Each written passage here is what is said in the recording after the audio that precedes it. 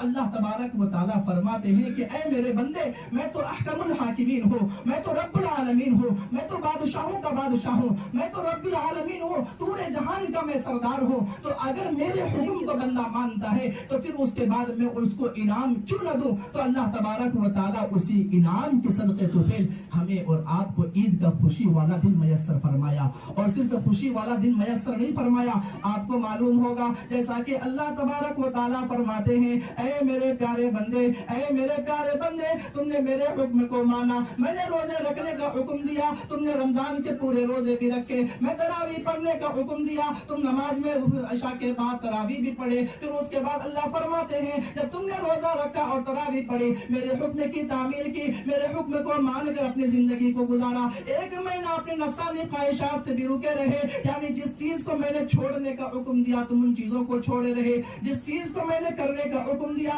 تم ان تمام چیزوں کو کرتے رہے۔ اللہ تبارک و تعالیٰ فرماتے ہیں کہ اے میرے پیارے بندے، اگر دنیا میں کوئی بادشاہ کسی وزیر کو نوازتا ہے، اگر کوئی مالک کسی غلام کو نوازتا ہے، میں تو رب العالمین ہوں، میں ضرور تم کو نوازوں گا، میں تمہارے تراویح کا بدلہ تمہیں ضرور دوں گا، تمہارے نمازوں کا بدلہ تمہیں ضرور دوں گا، تمہارے زکوٰۃ کا بدلہ تمہیں ضرور دیا جائے گا، تمہیں روزے کا بدلہ تمہیں ضرور دیا جائے گا، یعنی تمہیں کسی چیز سے محروم نہیں کیا جائے گا۔ اللہ تبارک و تعالیٰ کی رحمت عید کے دن جوش میں آتی ہے، اور اللہ تبارک و تعالیٰ آسمان دنیا میں فرماتے ہیں کہ اے میرے پیارے بندے، میری عزت کی قسم، میرے جلال کی قسم، میری شان کی قسم، آج ہے کوئی مغفرت مانگنے والا میں اس کی مغفرت کروں، ہے کوئی آج میرے سے کسی چیز کا مطالبہ کرنے والا، ہے کوئی میرے سے روزی کا طلبگار، میں اسے روزی عطا کروں، ہے کوئی اپنی پریشانیوں کا حل ڈھونڈنے والا، ان کی پریشانیوں کو میں حل کروں۔ یہ اللہ تبارک و تعالیٰ عید کے دن آسمان دنیا میں یہ اعلان ہوتا ہے۔ روایتوں میں یہاں تک لکھا ہے کہ یہ اعلان فرشتے اتنے زور سے ندا لگاتے ہیں،